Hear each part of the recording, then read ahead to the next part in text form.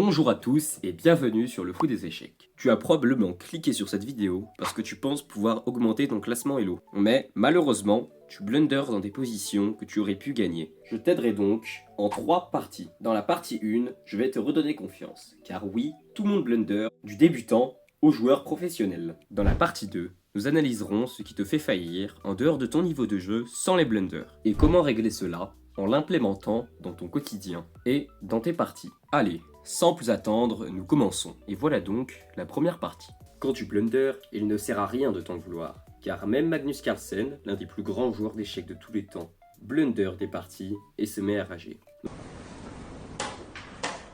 Ne te trouve plus d'excuses et réfléchis à pourquoi tu as blunder. Cela peut être ton niveau ou d'autres choses dont nous allons parler juste après.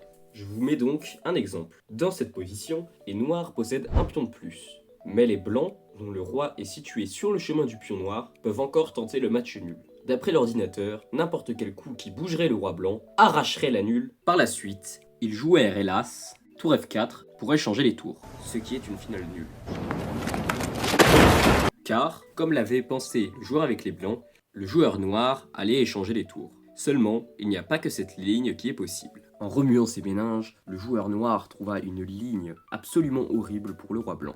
Êtes-vous capable de trouver le coup fatal que joua le roi noir? Je vous laisse pour cela 5 secondes.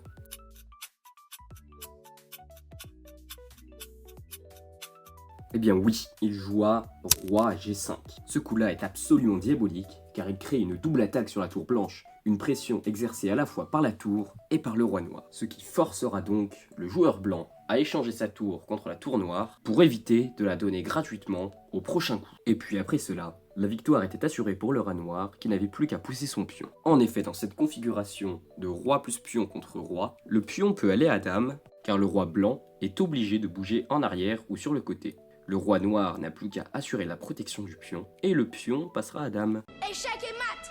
Et maintenant, la partie 2 qui sera la plus importante de cette vidéo. Il y a des habitudes qui réduisent ton niveau de performance en partie et nous allons apprendre à les dompter. Elles peuvent être reliées en 4 catégories. La première est ton hygiène de vie et ta fatigue. Si tu t'endors devant ton écran ou devant l'échiquier, coupe ta session de jeu et pars dormir. Il y a autre chose qui fait des ravages, c'est d'enchaîner les parties. Lors de tes premières parties de la journée, tu vas être concentré à ta capacité maximale. Puis, à force de lancer et lancer encore et encore des parties, tu perds de la concentration petit à petit, ce qui te fait donc blunder, perdre tes parties. Si tu es dans ce cas-là, sache que enchaîner les parties n'est pas ce qui te fera progresser efficacement. À la place, tu peux réaliser des problèmes d'échecs pour développer ta vision tactique. Tu peux également bosser la théorie dans l'ouverture, le milieu de jeu et la finale. Et encore plein d'autres choses. Mais également, tu hais ce que tu manges. Manger sainement est important. Si tu manges seulement du McDo et de la malbouffe, cela limitera tes performances. Et c'est pareil pour tout ce qui est distraction et le manque de sport. Donc fais un peu de sport et mange bien. Un esprit sain dans un corps sain. Même le grand Magnus Carlsen pratique des sports à côté des échecs. Il est par exemple un grand fan de football et de sports d'hiver.